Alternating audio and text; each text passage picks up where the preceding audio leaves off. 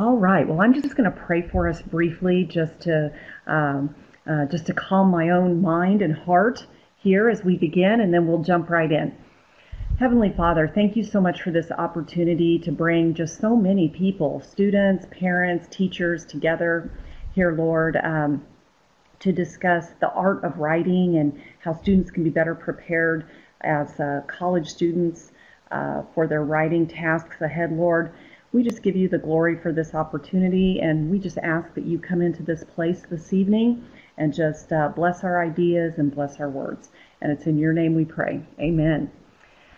Okay, so thanks a lot. What a great crowd. I'm just so excited. I don't know how many, I guess I do know. There's 54 of you in here. And this is like other webinars I do. People tend to kind of trickle in here as we go, so we might even see a few more.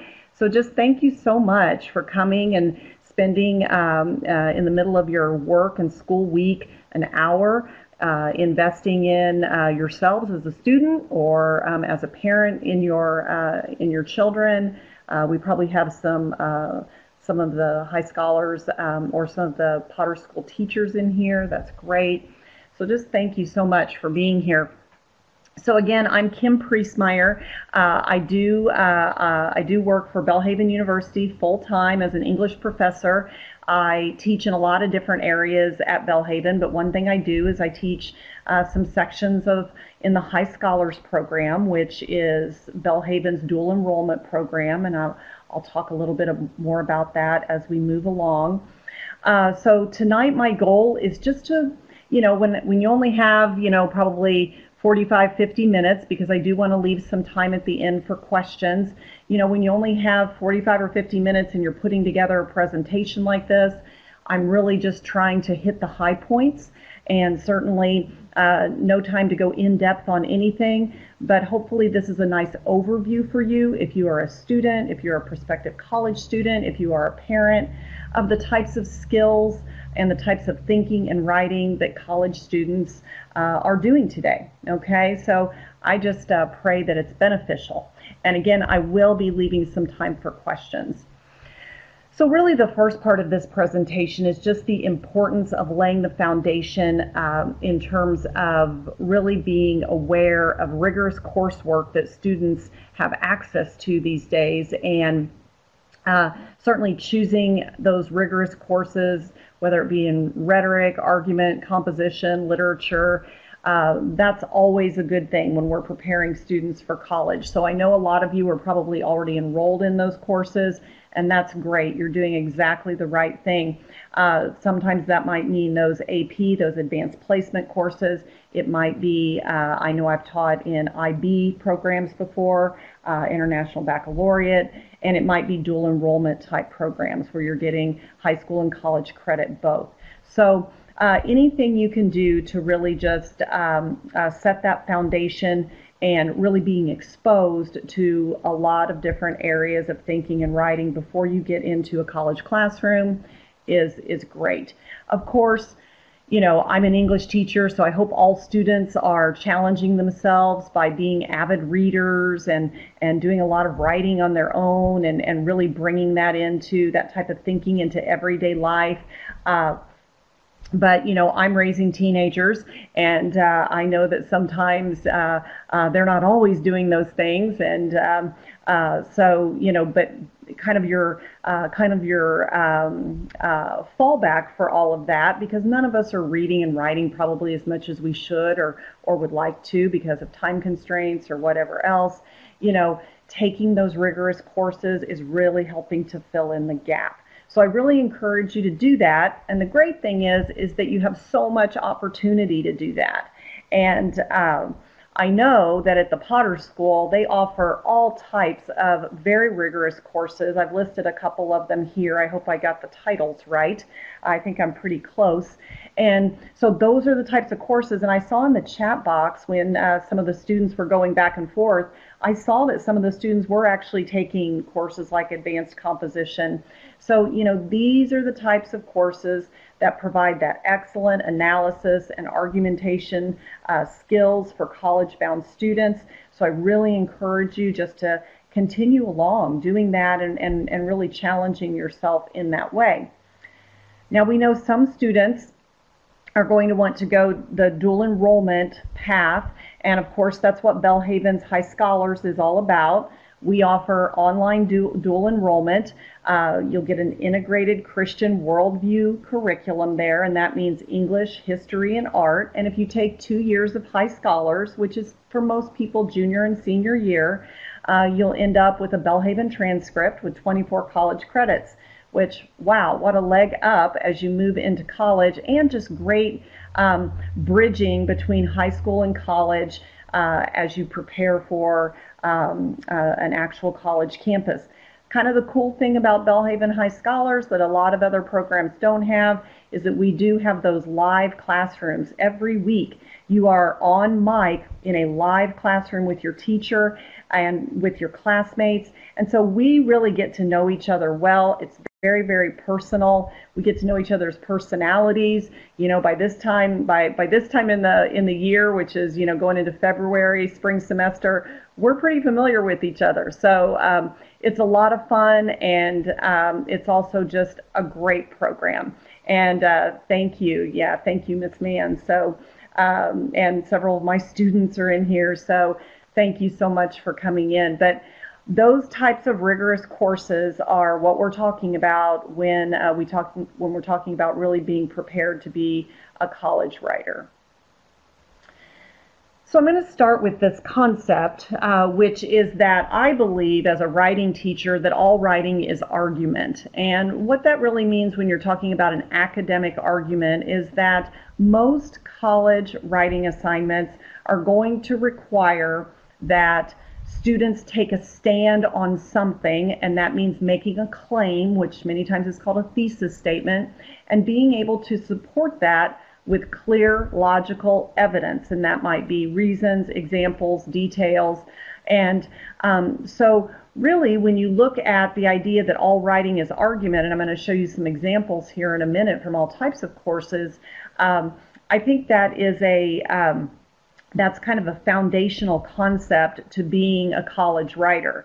A term that's being kind of used a lot these days when we talk about academic argument is critical inquiry.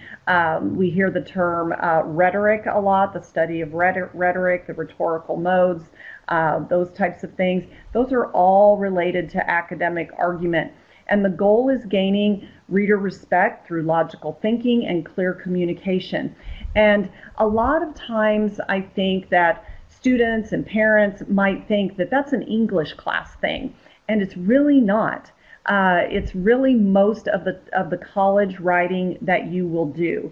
And so I'm going to show you a couple of examples here of college writing assignments that could be in all different types of courses that really involve argumentation, meaning taking a stand, making choices as a writer and a thinker, and supporting it with evidence, clear, logical reasons, examples, details. So for example, maybe in a political science class or a history class, you might have to evaluate Kennedy's political and military decisions during the Bay of Pigs conflict. When you evaluate, that's a higher level thinking skill. Where you're actually having to make a judgment about something and support it with evidence. In an art class, wow, a lot of people would never think of argumentative writing in an art class, but look at this. Analyze Matisse's use of color. Well, if you're being asked to analyze, you're being asked to take something apart and look at the parts of the whole and how they work together. You're going to have some discernment to do that. You're going to have to certainly make a claim, make several claims as you build your argument to do that analysis of an artist's use of color. In perhaps a marketing class, a business class, an advertising class, react to Nike's latest advertising campaign. Again, in order to react, you have to have an opinion, right? You have to be able to form an argument and give reasons why a certain advertising campaign is relevant, useful, effective, all right? And finally, this assignment might be in some type of business class. It might even be in a psychology class, you know, where they talk a lot about working with people. Create an action plan for managing a difficult work situation.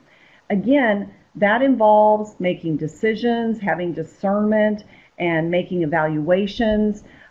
So, this is really what we're talking about with college writing, which is that a lot of times the assignment may not have the word argumentation in it or argument in it, but when we get into those higher level thinking skills, all of those involve making choices, making a claim, supporting it with clear, logical pieces of evidence.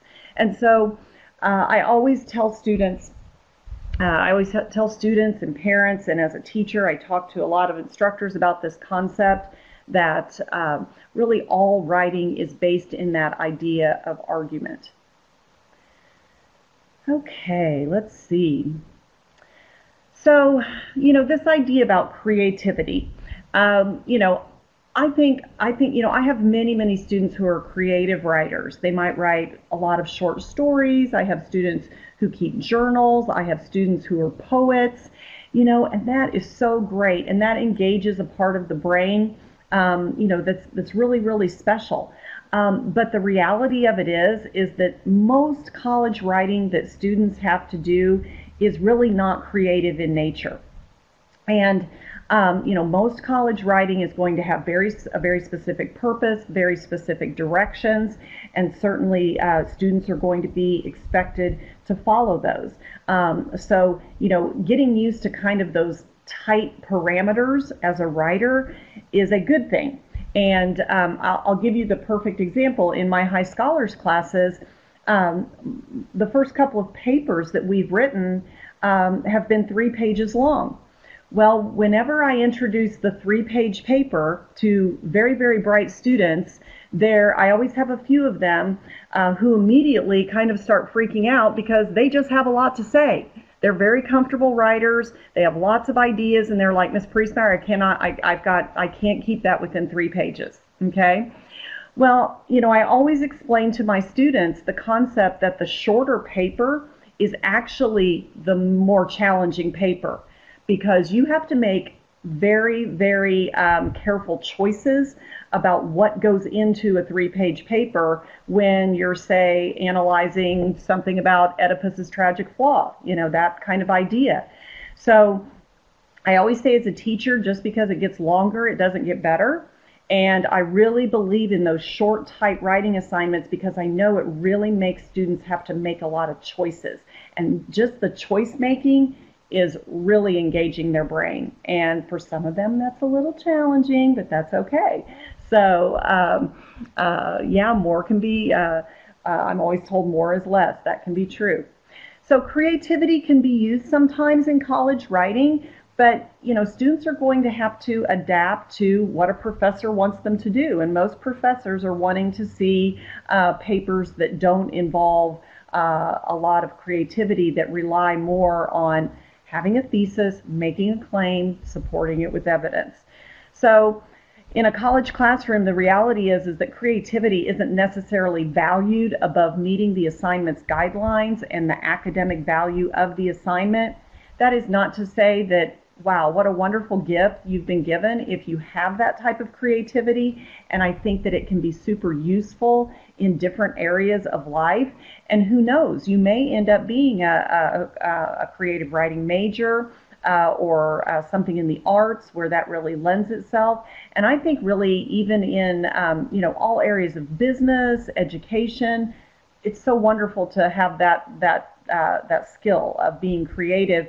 But as far as being a college writer, most college writing assignments are going to be more academic and less creative. So as much practice that you can get with that is a good thing. So speaking of being an academic writer, and what does that actually mean? Well, there's not really this like perfect definition for that, but there are certain skills and certain practices that usually comprise academic writing. One of those things is getting in the habit of writing in third-person point of view. That means avoiding first and second-person point of view, which are much more informal And, we certainly speak in first and second person. We probably send casual emails and text messages.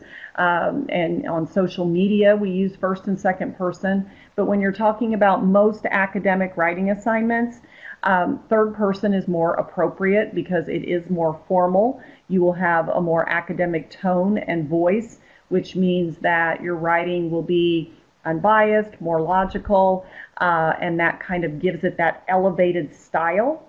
So as much practice as you can get with third person point of view, that's definitely a good thing. Also, starting to push yourself as far as using college level vocabulary. Again, there's no magic definition for what is college level vocabulary, but what I always tell students is, go through that paper and look for opportunities to use a better word.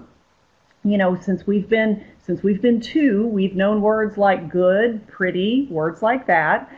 So as you grow as a writer, you really want to expand your vocabulary, and you really want to make that, going back to the creativity element, that's one way that you can be really, really creative, is by word choice.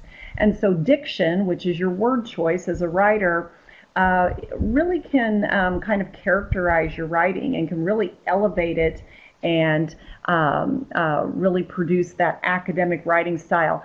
Now, I always tell students, you almost have to kind of get a feel for what that happy place is with your vocabulary use.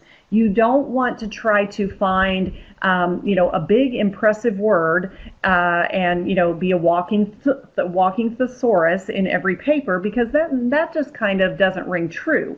That sounds perhaps kind of pretentious, and that's really not how people speak, or, so. But it's more about precision and accuracy. I'm using Haley's ideas right there. Precision and accuracy, and really just finding the right word to say what you want to say. And usually that's going to require that you stretch yourself a little bit, okay?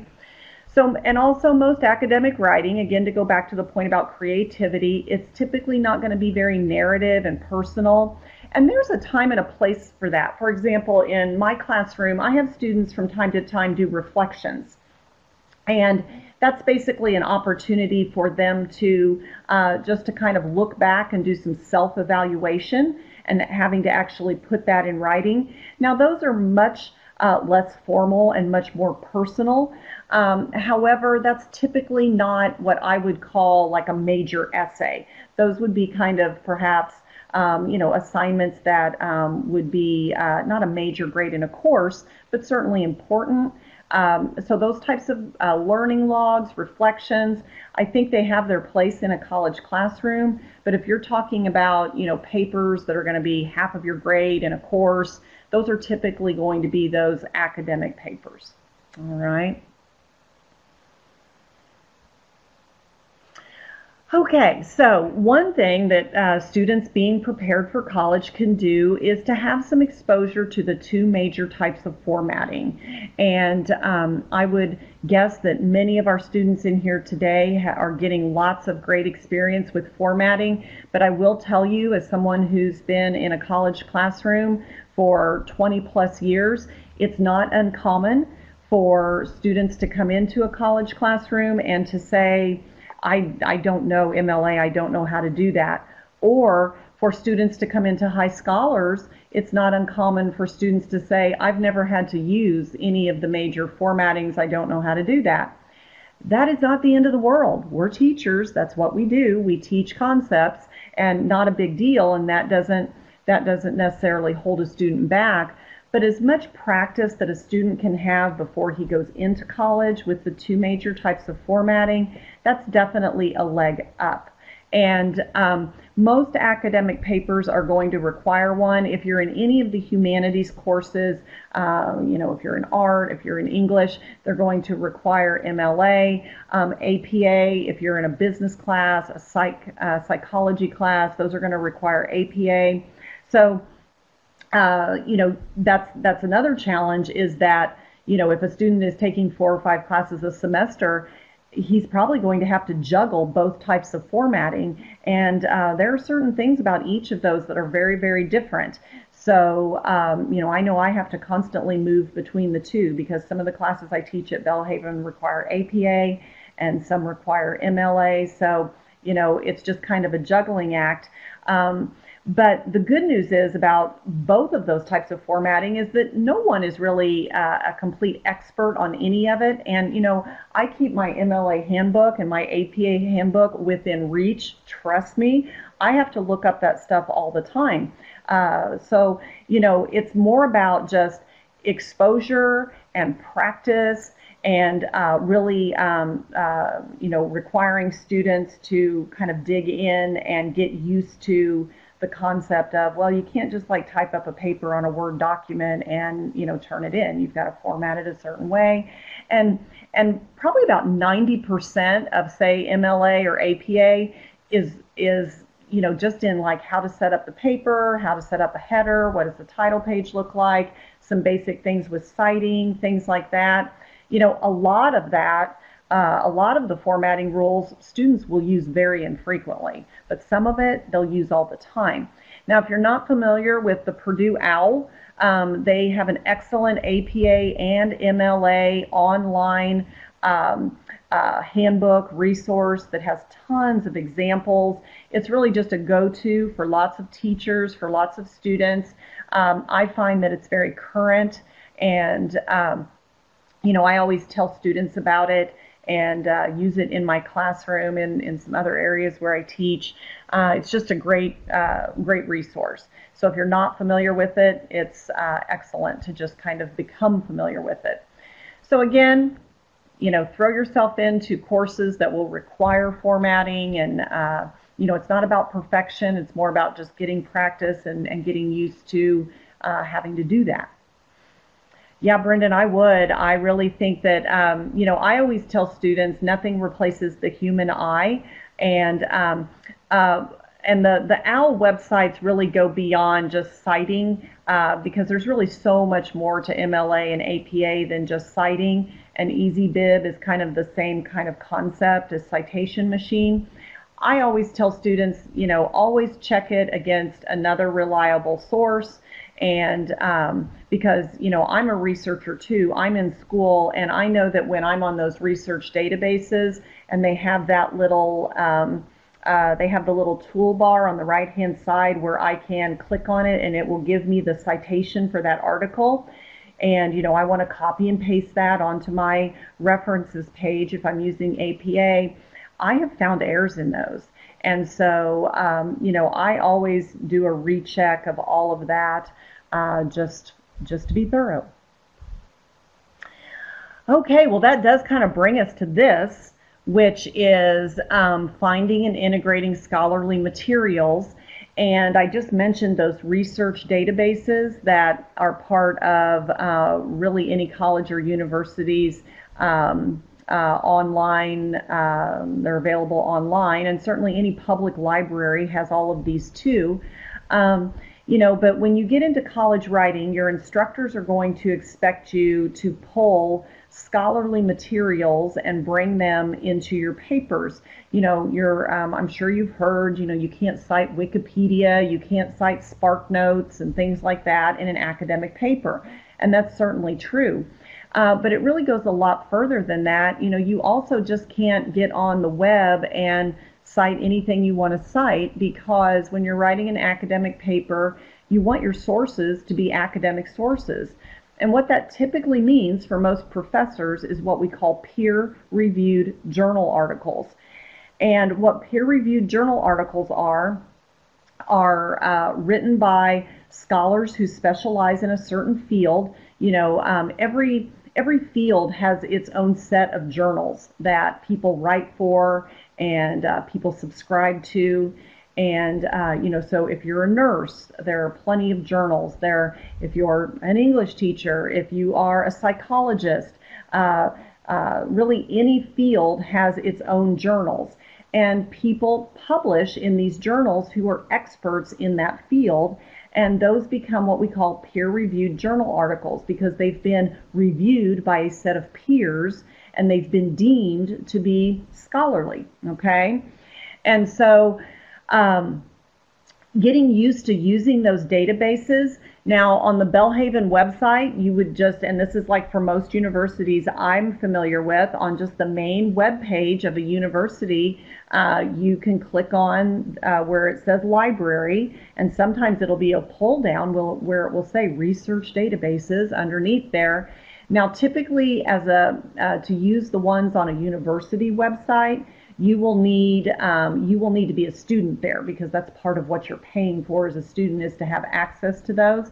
However, public libraries that all of us can use are certainly good as well, and Google Scholar is sometimes helpful. So even if you're not enrolled at, say, Belhaven or in High Scholars, anyone can have access to these same databases just through public offerings through the library. And so there are some that are just more widely used than others, JSTOR, EBSCOhost, those kind of ones. But then there's ones that are very, very specific. For example, Bloom's is a very specific literature research database. The LRC, the Literature Resource Center, is a very specific literature-oriented database. So, but getting on there, playing around, seeing how they work, doing searches, getting a feel for what those academic courses, what those academic sources actually sound like. It's pretty heavy reading in terms of the level of reading, and can be a little bit dry. These are journal articles written by people who are really devoting their life's work to research. So I always really encourage students in High Scholars. We're going to be doing some of that this semester. Students are going to be getting some practice with those.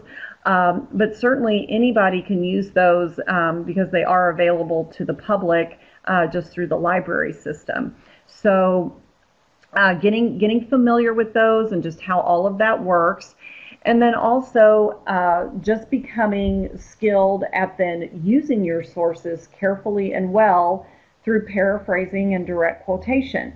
It's pretty common that students come into college courses and they will say that, yes, they've had to use direct quotes or they've had to paraphrase before, but in general, I find that most students need a lot of practice. And if you can certainly be enrolled in coursework where you're getting practice in that in advance, that definitely is giving you, will give you some confidence going into a college classroom. So I thought that we would do a little bit of review on both of those concepts that I really stress as a teacher when I'm talking about students using direct quotation and paraphrasing. And again, I'm just really scratching the surface here, based on the time that we have together. So these are just some things, though, that are important to know. So first of all, about using direct quotations. Using direct quotations is kind of considered to be an easier skill than paraphrasing, and I think you'll see why here after I go over both of them. But you're essentially pulling word for word out of an article and putting it into a paper. And there are some guidelines for that. For MLA, whatever you pull out of an article cannot be more than 3 typed lines, and that's not much. So, that's why, again, becoming familiar with formatting and things like that. Now, you can, certainly there are ways to have things in your paper where you quote that are more than 3 typed lines. That's called a blocked quotation.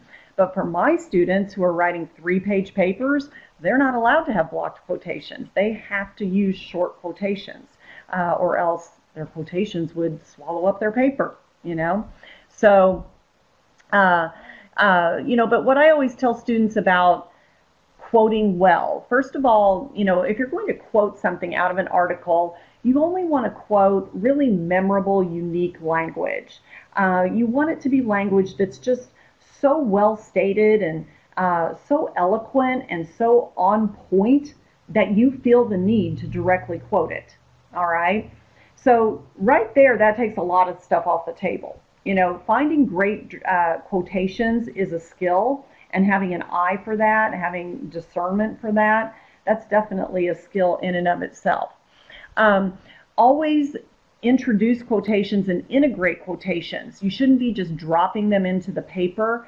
And this is something that we're working on in High Scholars, is really getting adept at doing what I call embedded brief quotations that are well selected and are not just dropped into your paper. And so we're going to look at just a quick example of what that might look like here. And I've just kind of worked this in two ways for you to look at here. But this just shows you brief, powerful language that's been directly quoted and has been embedded and integrated within a writer's own writing. Okay, and this is really the best and most powerful way to use quotations. So the first one here says, Yancey acknowledges that pain is a gift, and most would consider that to be an alien paradoxical concept. So notice the words that this writer chose to put in direct quotations. The word gift, because that's a word there that people don't think of pain as being a gift. Okay, so this writer really wanted to emphasize that sometimes a direct quotation can be just one powerful word. And so the other phrase that he wanted to put into quotations was this alien paradoxical concept. Just great wording, okay? Another way to set that up is the second example. Pain can be viewed as a gift, and most would agree that it is an alien paradoxical concept. Here, notice I have Yancey's name in the parenthetical reference because I didn't put his name in the sentence itself. So that's what I call an embedded quotation, where a writer carefully selects a few key words and embeds those into his own words, and it reads very natural. And also the quotation really has a powerful impact because the words that were chosen to be quoted are just the right words that the writer wanted. A lot of times I think students tend to over quote. They tend to pad papers with too much quoted material, and a lot of what they've quoted really is not very memorable or powerful. And so really helping students to learn that skill of discerning what makes a good quotation and what doesn't, it really can elevate your writing, okay? So as far as practicing with quotations, I encourage you to practice those short embedded quotations. Again, this takes a lot more work than just taking full sentences and throwing them into a paper, okay? This takes a lot more work. You have to play around with the wording a lot to make this work, okay? So the next thing is paraphrasing. And just to kind of go over characteristics of a good paraphrase. Most people know that you have to put it in your own words, that's for sure. But you have to keep that meaning and the intention intact. You can't flavor it with your own thoughts. You don't want it to be something that you have changed in that way. It needs to maintain its meaning. It should also be approximately the same length as the original. Okay, so remember, a paraphrase is not a summary. A summary is condensed main idea of a passage. A paraphrasing is a rewording of the original, so it should be about the same length when you actually paraphrase it. And you also want to restructure the order of ideas, and to present something that's really fresh and new. Okay, and so let's look at an example. I always tell students, do not paraphrase more than, say, a sentence or two at a time, because it is hard work to write a really good paraphrase because you have to do a lot of different things, okay?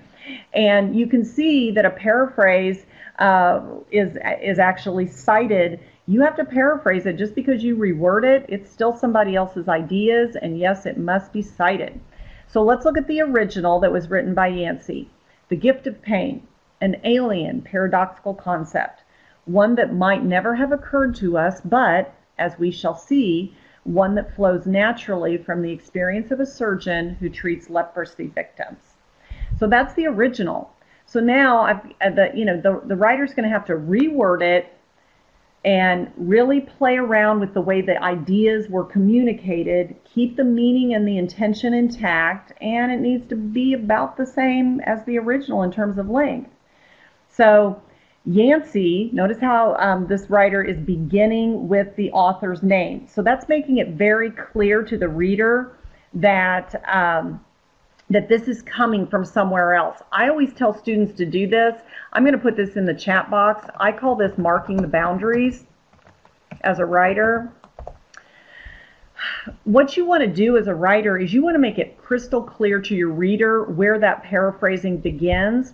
And if you begin with the author's name, you're going to be marking the boundaries and telling your reader, oh, this comes from someone else. Okay?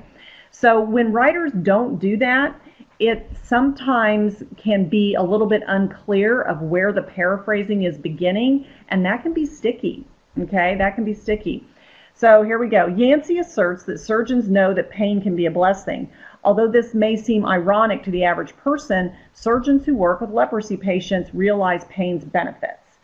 So this writer took that original by Yancey and reworded it, kept the ideas intact, gave Yancey the credit for the ideas, and really has a nice paraphrase here. Okay? So marking the boundaries with the author's name really helps to kind of control the paraphrase. And then you'll have your parenthetical reference at the end, and there will be nothing unclear about where the paraphrase begins and ends. Okay? So again, I just encourage students to get lots of practice with direct quoting and paraphrasing and doing it well, okay, before they move into college, because again, that can just be a great skill to have when you're really tackling those, difficult research papers and things like that. So here's just a slide about just, some examples of various kinds of college papers that are probably going to require those types of sources we've been talking about, those journal articles that are considered to be your academic sources. So in a history class, you might be asked to write a history paper that cites evidence in support of a political strategy. In a science class, or a chemistry class, write a chemistry paper that cites evidence to explain the validity of an experiment. In a business class, write a management paper that cites evidence to agree with a leadership style. And in a psychology paper, one that cites evidence to diagnose a patient for a case study. So all of these areas of study will have scholarly journals with tons and tons of articles written, and you'll be searching on these research databases, and you'll be integrating that material into papers like this. Now, of course, every professor is going to have his own requirements, and wouldn't college be so wonderful if every professor taught the same way and assigned papers the same way? But I'm sure all of your parents and teachers who are in here can attest. Teachers are just human beings. Professors are just human, and they're all very different, They're all going to want something a little bit different, and that's part of, what we have to do as students is we just have to constantly be adapting. And so one professor might say, oh, just, find a couple of newspaper articles for your sources. But another professor might say, I only want scholarly sources in here from the research databases. And, you want to be a student who is going to know a little bit about doing that so you can jump right in. Now, let me also say, I firmly believe that most professors want to help students and do everything, they're teaching because that's what they love and that's what they want to do. However, when you move outside of an English classroom, many times those professors are going to assign research papers, but they're not going to take any class time to teach students how to find sources or use sources. So, you have to kind of keep that in mind. They're going to, that's kind of not their job. That's not their job to teach students how to embed quotations. It's really not their job to teach students how to format papers. Now, will you get some professors in, say, a chemistry class who will take class time, when he assigns the paper to kind of do a review of that? Sure, you might, but there's a very good chance that you might not. And so that's why you want to have some of these skills going in, because not every professor is going to, is going to give you a lot of guidance on kind of the nuts and bolts of using sources and citing sources and all of that we've been talking about today. So that's why those rigorous courses before moving into college can be just super helpful. All right, so the P word, I guess it had to come up sooner or later, right? And so this word plagiarism, I thought it would be worth kind of just having a discussion about it since we're talking about college writing. I've been doing this a long time. Most students who I think are committing plagiarism are really just doing it because they don't know what else to do.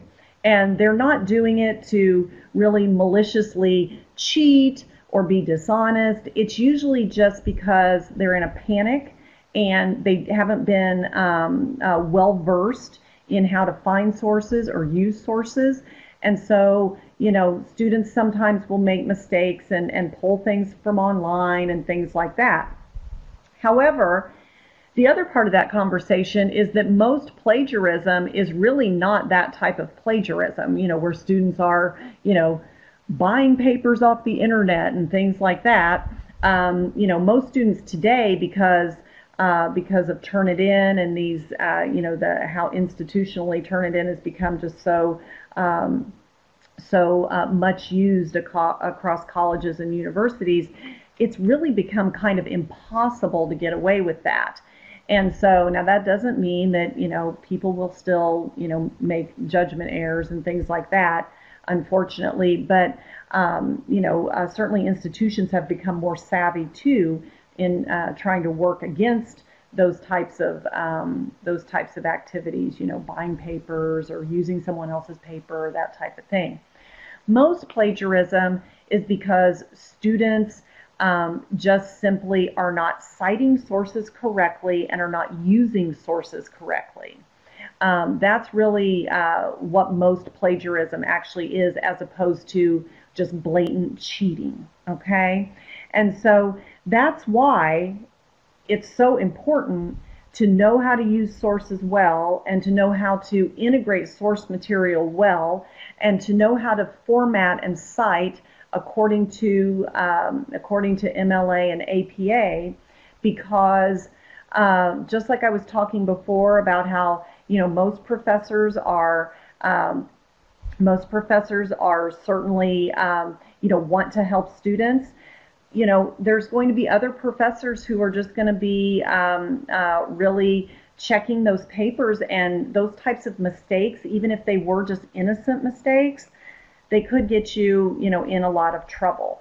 And so I always think plagiarism, the good thing about it is that if you're skilled in using sources and in formatting, you're really front loading your efforts in just preventing it. And that's how I teach for it. I teach it as like, I'm going to be proactive as a teacher to help students prevent it. I don't want students feeling like they don't have any option other than to either blatantly cheat, and I certainly don't want them to, not know how to use their sources well. So most plagiarism really falls into that other category of just, you're not marking your boundaries. Your professor couldn't tell where your paraphrase began, and so that's a problem. You're citing things, but you're not making it clear where that actually begins, or you're not citing a paraphrase. You're thinking, oh, that's in someone else's words, I don't need to cite it, or you are, you're using direct quotations in a way that somehow, there's an inaccuracy there. So it's really more about just lots of practice with all of that, and it's really pretty easy to avoid plagiarism, which is why students who are in these rigorous courses obviously have a leg up when it comes to that. I think this is one of the last things here I'm going to talk about today is this idea of writing under pressure and essay examinations. A lot of students come into High Scholars and they say to us initially when they come into High Scholars, like, they've never had a lot of tight deadlines for papers, and they've never had to really write under pressure, like in a timed situation. Well, I can tell you when you get to college, most of the time, many times, a final exam or a mid-semester, a midterm exam is going to be an essay exam done in class right there. You've got 60 minutes, 90 minutes, whatever the course time is, and you're going to have to produce a piece of writing under time constraints. And so I think it's really important that students have practice with this because we all hear horror stories of, writer's block and people freezing up and all of this. And, so as much practice as students can get with writing under pressure, I think is a good thing going into college. You don't want, semester 1 in college to be the first time you've ever had to sit down and write an essay in 60 minutes. I always tell students when they're in my classes and they've never done that before, gosh, this is what it's going to be. Go home and set the timer. Give yourself a prompt. I can give you a couple prompts to practice with. Go home and set the timer for whatever time we have and practice that. If that bell rings and, all you've done is write the first three sentences of your intro, well, you're probably going to have to step it up a little bit, right? And you're right, Sarah, those old SAT prompts, we live in a world of, when you think about it, really everything for the most part, anything that is associated with our jobs or with school, there's going to be time constraints. When I have a project at work, I'm not on just an open-ended schedule. People are expecting things. So it's the same way in a classroom with an essay. You've got to show that you can produce a piece of writing in a certain amount of time, and you want to be the type of student who feels confident going into that. And the best way to do that is to practice, have an attack plan. I always, whenever I do this in my classroom, I always work with students about kind of dividing up time into chunks. If they're going to be given 90 minutes to write this essay, we always kind of write 90 minutes on the board. Okay, so if we had to divide up this 90 minutes into, say, 4 or 5 chunks of time to get this accomplished, all right, I'm going to give myself 10 minutes at the beginning to just brainstorm or do a little quickie outline, and then maybe I'm going to take, 30 minutes to, maybe, write the introduction and, the first body paragraph, however you decide you want to do it. I'm going to leave 10 minutes at the end to do a little bit of proofreading, So, really practicing with students and just students being proactive themselves and in doing some practice on their own. I think that's a great idea. All right, so again, there's my contact info and what I do, and then I also have Miss Fredericks up there. She's the Director of High Scholars. There's her email. I also wanted to tell you about the Homeschool Companion. We're very excited about it. It will come to you in an email, and it will be information and articles that are specifically designed for parents of young adults and all kinds of things. Sometimes it's academic, sometimes it's just other things affecting our kids. And it will also inform you of future webinars that we'll be holding, because there will be more. And so you definitely, if you want to get the Homeschool Companion, and we're not bombarding people with it, it's only going out a couple of times a month at this point, so you're not going to get 42 emails from Belhaven. Don't worry about that. But you do need to email Mrs. Fredericks right there at mfredericks@belhaven.edu. So if you want to subscribe to that, okay, and just kind of stay in touch with us.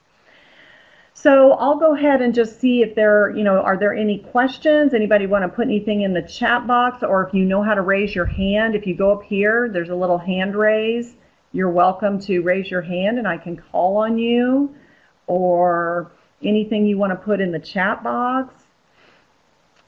Thank you. It was fun. I love to meet all these new people and talk about what I love to do and talk about Potter School and Belhaven and all of that. Yeah, email Mrs. Fredericks, and then you'll start getting the companion, and that will have the link for the recording. And yes, it is being recording. Okay, it is being recorded. You know, there's no magic way as far as vocabulary. Obviously, just being a reader is a great way to build your vocabulary. And Yeah, you can. Yes, Val, I see yours. When you email Miss Fredericks, she will just add you to the list to get the companion. Yeah.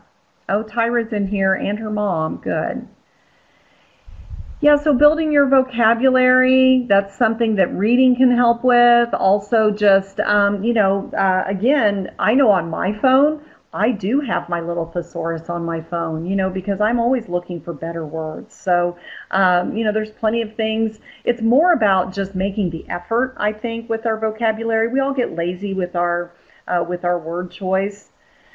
Are college teachers strict on be verbs? Oh gosh, I don't know about that. I know that students are taught that though, and that's certainly avoiding a lot of those is good practice. But I'm not sure if college teachers in particular are funny about that. So, oh good, the vocabulary cartoons, yeah, and the SAT vocab books, love them, love them. Good, good. Yeah, so just email Mrs. Fredericks. She'll get you on the companion list. You'll get information from us, great articles. Um, yeah, I don't, I've heard about the new SAT writing. I've heard that there's not going to be an essay moving forward. My girls are, I have a senior and a sophomore, and I think that my senior was that last group last year to take the SAT, the essay. I think you can still, but it's not going to be a requirement. Right, it's optional. Yep, yep. So, all right, guys, thank you so much. Miss Fredericks, you want to kind of have some parting words here? I know that people probably have plenty to do this evening, so I'll go ahead and mute my mic.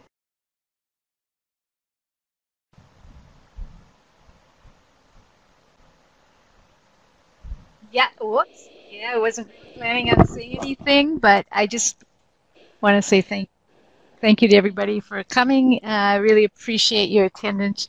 And join us for that e-newsletter. Oh, just a minute. This isn't working. Okay, I think that's better. We would like to have you be a part of it. Our teachers are putting a lot of work into doing some nice articles for you. Have a good night. Sorry for the echo. Guys, I'm going to go ahead and sign off. So you can email me. I love to get emails from people. So if you have any questions that we're not able to kind of get to with all these different folks in the chat box, I know that gets a little chaotic sometimes. If anybody wants to just email me directly, feel free. I'd love to meet you and talk to you. All right, guys. Good night. Bye-bye.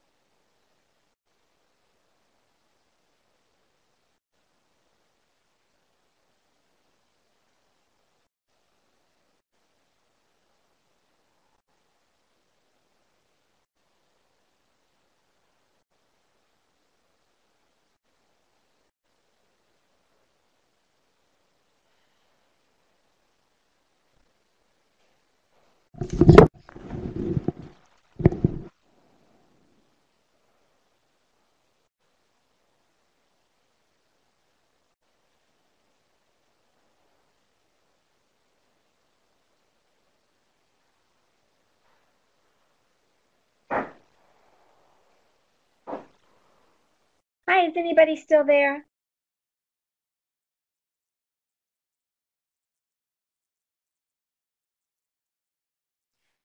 Oh, hi, Mary. Oh, good. Yeah, I just want to talk to Mrs. Fredericks after everybody leaves, but if some of you still have questions for Mrs. Fredericks, go ahead. You can raise your hand, you know.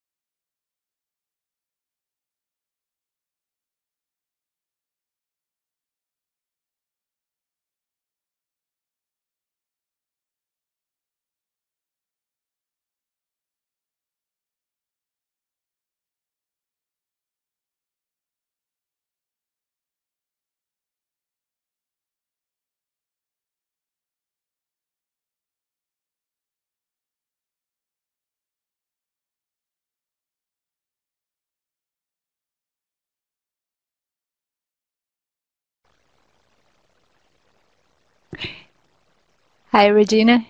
Can you just, you can just speak. I think you do have a mic. Otherwise, I'll look for your question. Oh, two formats. Yeah, I think she said, I don't know if Kim is still there. Let's go back. It's somebody wrote it in here. Just hang on, I'll find it. It's at, I think the best one is that owl. Let's see if I see it. If we scroll through the chat box, it was, here we go. Right here. I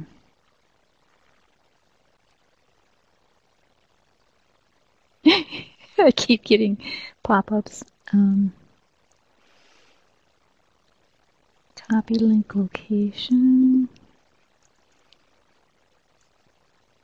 Let's try that.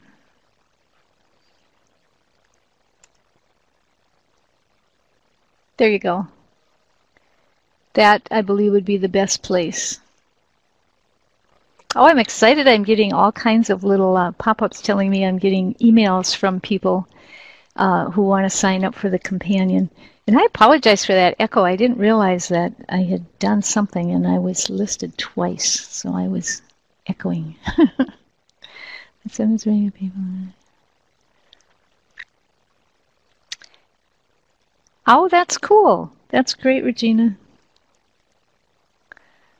I think that OWL English Purdue site is probably the one I hear that is the most helpful.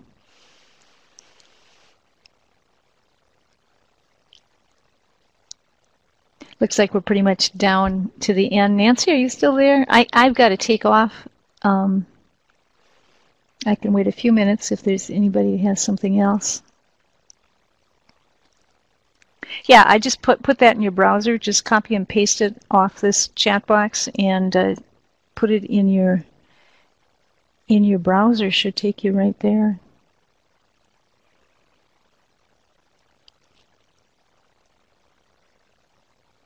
Okay, terrific. Thank you all for coming. And look for that issue of the Homeschool Companion in, probably a week to 10 days. maybe sooner. And we'll post these PowerPoints as well.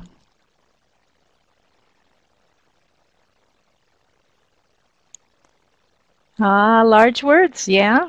You want your essay to be understandable and easy to read, and you don't want it to look like you're trying to pontificate or be something you're not. So you want a little diversity beyond good and very and pretty, but nice descriptive words are okay, but not so that you look like you're trying to impress somebody and nobody can understand it. And the main thing about writing is to communicate, isn't it? So if you're using too many large words, you may not be communicating well.